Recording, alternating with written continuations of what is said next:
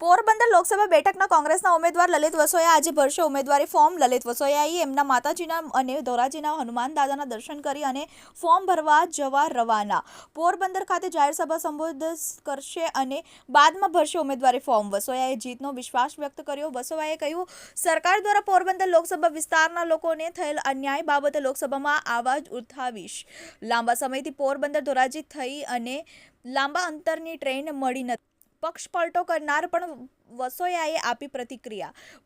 પક્ષ પલટો કરનારને જનતા જાકારો આપશે। વસોયાએ કહ્યું કે ભાજપના શાસનમાં માછીમારો, ખેડૂતો અને શિક્ષિત લોકો હેરાન છે। વિશ્વાસ રાજપૂત, ટીવી 18 ન્યૂઝ, રાજકોટ।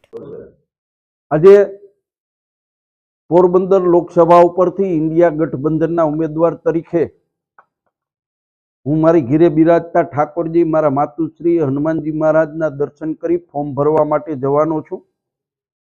આખાએ પોરબંદર લોકસભા વિસ્તારમાંથી બહોળી સંખ્યાની અંદર અમારા આગેવાનો, કાર્યકર્તાઓ પોરબંદર મારી સાથે મારો ઉત્સાહ વધારવા માટે પણ આવવાના છે। આ વિસ્તારની અનેક સમસ્યાઓ છે। ચૂંટણી જીતીશું તો એ સમસ્યાઓના ઉકેલ માટેનો પ્રયત્ન કરીશું।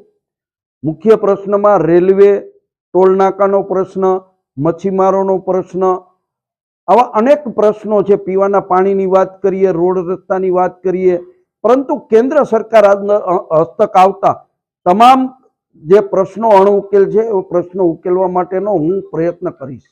હરિકમ નેતા હતા તે બધા કોંગ્રેસ ભાજપમાં ચાલ્યા ગયા છે, ક્યાં મુદ્દા રહેશે કોંગ્રેસના?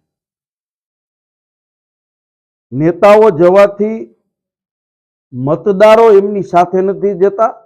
ભૂતકાળની અંદર અહેમદભાઈ જ્યારે ચૂંટણી લડ્યા ત્યારે 15 જેટલા કોંગ્રેસના ધારાસભ્યો પક્ષ પલટો કરી અને ભારતીય જનતા પાર્ટીમાં ગયા। ચૂંટણી લડ્યા એમાંથી 13 જેટલા લોકો ઘરે બેઠા। પ્રજાની માનસિકતા પક્ષ પલટું કરનારની વિરુદ્ધમાં હોય છે અને આ વખતે પોરબંદર લોકસભા વિસ્તારમાં અર્જુનભાઈ અને અરવિંદભાઈએ જે પક્ષ પલટો કર્યો છે, ગુજરાતના મતદારો, એ વિસ્તારના મતદારો એમને પરચો બતાવવાના છે। કેટલું નુકસાન જશે જો કોંગ્રેસ અર્જુનભાઈ જે ભાજપમાં ગયા? કેટલું નુકસાન? નહીં, એનાથી હું માનું છું અને હું તો દાવા સાથે કહું છું કે 2019માં અર્જુનભાઈ મારી સાથે હતા ત્યારે મારે 53,000 મતની એ વિસ્તારમાંથી નુકસાની ગઈ હતી। આ વખતે એ વિસ્તારમાંથી મને લીડ મળશે। કોંગ્રેસભાઈ એવા ક્યાં મુદ્દા છે જે ચૂંટણી જીતશે? કોંગ્રેસ પાસે અનેક મુદ્દાઓ છે।